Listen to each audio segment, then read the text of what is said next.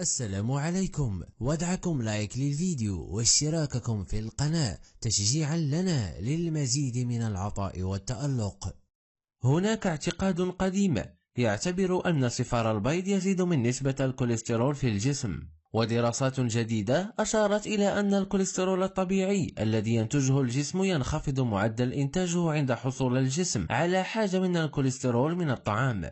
والكوليسترول ليس مركب عديم الجدوى أو يمكن الاستغناء عنه، فهو يلعب دور أساسي في إعطاء الجسم القدرة على تصنيع التستوستيرون والإستروجين والكورتيزول، وكلها هرمونات مهمة جدا للجسم. وجدت دراسة حديثة أن 70% من الأشخاص الذين يداومون على أكل ما لا يقل عن بيضة ولا يزيد عن 3 بيضات يوميا لم تظهر عليهم أي آثار سلبية نتيجة هذه المداومة. أما 30% فقد وجد لديهم تغير إيجابي في البروتين الدهني منخفض الكثافة الذي يطلق عليه لقب الكوليسترول السيء، فقد تمددت جزئيته المكثفة مما قلل من المخاطر الصحية التي يسببها. المجموعة الوحيدة التي تأثرت بشكل سلبي خلال الدراسة هي مرضى السكري، حيث ازدادت احتمالية إصابتهم بأمراض القلب. إذن ما هي فوائد أكل البيض باستمرار؟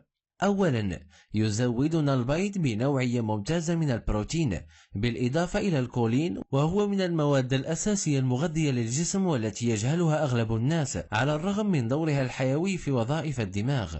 ثانيا، وجدت دراسة أن تناول بيضة واحدة يوميا يمنع إصابة الإنسان بمرض التنكس البقعي، وهو مرض يصيب الكبار في السن ويؤدي إلى فقدان البصر في مركز المجال البصري.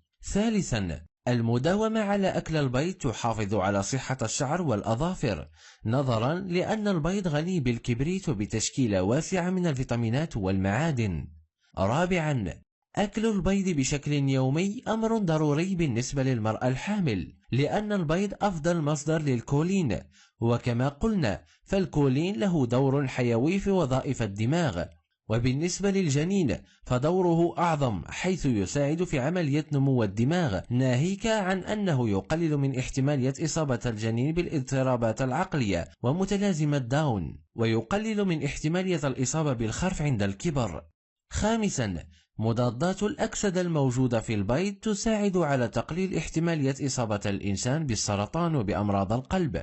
وعلى الرغم من أن قلي وسلق البيض يؤدي إلى خفض كمية مضادات الأكسدة إلى النصف، إلا أنها تظل كمية معتبرة وذات نفع كبير.